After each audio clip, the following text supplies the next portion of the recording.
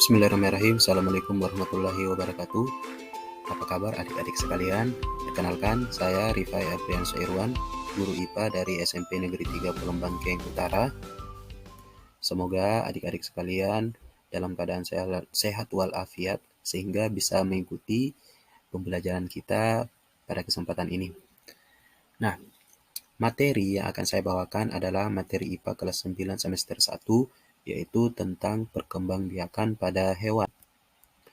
Kompetensi dasar pada pembahasan kita kali ini yaitu KD 3.2, menganalisis sistem perkembangbiakan pada tumbuhan dan hewan, serta penerapan teknologi pada sistem reproduksi tumbuhan dan hewan. Tujuan pembelajarannya adalah peserta didik dapat menjelaskan macam-macam reproduksi pada hewan. Jadi diharapkan kepada adik-adik sekalian setelah mengikuti pembelajaran ini bisa menjelaskan macam-macam reproduksi pada hewan. Tetapi sebelum kita lanjut kepada materi yang lebih dalam, saya ingin bertanya kepada adik-adik sekalian, tahukah kamu mengapa ikan di lautan tidak pernah habis? Ya, tentu jika kita berpikir setiap hari ikan yang ada di laut ditangkap oleh nelayan, kemudian kita pun mengkonsumsi ikan, bahkan mungkin setiap harinya, tetapi ikan di laut tidak pernah habis. Nah, jawabannya adalah karena ikan berkembang biak. Iya, jadi berkembang biak merupakan salah satu ciri-ciri makhluk hidup dengan tujuan tentunya untuk melestarikan keturunan agar makhluk hidup atau hewan tersebut tidak mengalami kepunahan. Perkembangbiakan pada hewan terdiri atas dua, yaitu secara vegetatif dan yang kedua adalah secara generatif. Pada perkembangbiakan secara vegetatif, hewan baru atau individu baru dihasilkan tanpa melalui proses fertilisasi. Nah, tentunya adik-adik sekalian mungkin sudah ada yang mengetahui sedikit tentang fertilisasi. Fertilisasi adalah proses bertemunya sel gamet jantan atau spermatozoid dengan sel kelamin betina atau ovum. Sementara pada perkembangbiakan secara generatif, hewan baru atau individu baru tentunya dihasilkan melalui proses fertilisasi seperti yang saya jelaskan tadi. Selanjutnya, adik-adik sekalian adalah jenis perkembangbiakan secara vegetatif. Ada 3.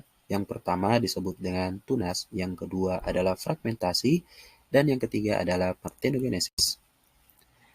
Pada perkembangbiakan secara tunas, tonjolan kecil yang menempel pada tubuh hewan dewasa, ini adalah tunasnya, akan tumbuh dan berkembang hingga siap melepaskan diri dari tubuh induknya.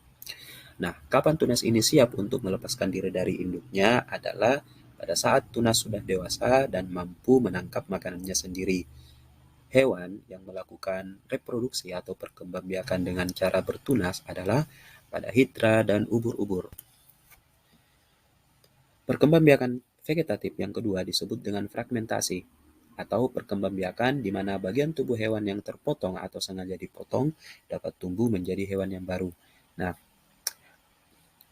hewan yang melakukan fragmentasi adalah contohnya cacing pipi atau planaria dan juga cacing pita yang merupakan parasit pada hewan ternak misalnya babi.